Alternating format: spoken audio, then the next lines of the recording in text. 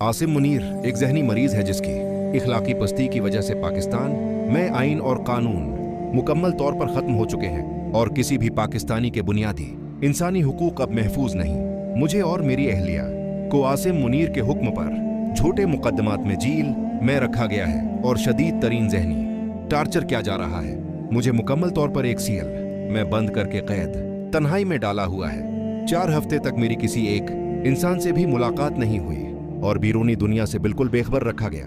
Jail manual के मुताबिक दी जाने वाली हमारी बुनियादी जरूरियात भी खत्म कर दी गई हैं। हाई कोर्ट के अहकामात के बावजूद पहले मेरी सियासी साथियों से मुलाकात पर पाबंदी लगाई गई और अब वकला और अहल खाना से मुलाकात भी बंद कर दी गई है। इंसानी हुकूक का कोई भी चार्टर उठाकर देखें, जहनी तशद्दुद भी नए टार्चर ही कहलाता है और जिस्मानी तशद्दुद से भी ज्यादा संगीन अमल समझा जाता है। मेरी हमशीरा नूरीन नियाजी को सड़क पर घिसेटा गया सिर्फ इसलिए कि वो मुझसे मुलाकात का जायज हक मांग रही थी।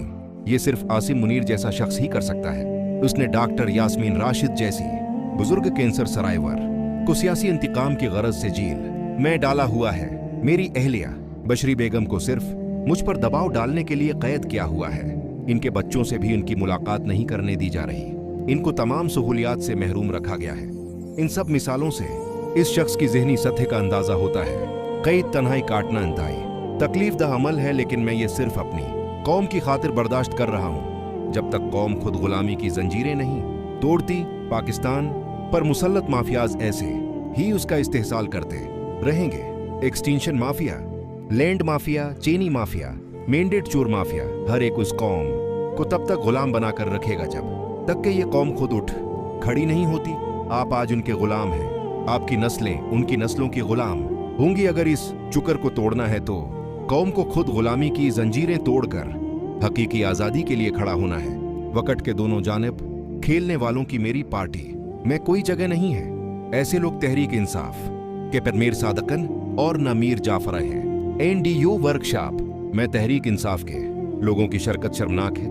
एक जानिब हम लोग हर कस्म की सख्तियां बर्दाश्त कर रहे हैं तो दूसरी जानिब जब हमारे ही लोग हम पर जुल्म ढाने वालों से समाजी ताल्लुकात बढ़ाने की कोशिश करते हैं तो मुझे इंतहाई तकलीफ होती है।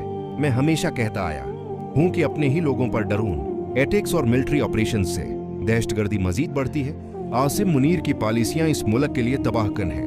इसी की पॉलिसी की बदौलत आज मुल्क में दहशतगर्दी का नासूर बेकाबू है, जिस पर मुझे इंतहाई दुख है। उसको अपने मुल्क के मफादात की रती बराबर भी परवाह नहीं है। ये जो कुछ कर रहा है महज मगरिबी दुनिया की खुशनुदी के लिए कर रहा है। अफगानिस्तान के साथ आग को जानबूझकर भड़काया, इसका मकसद है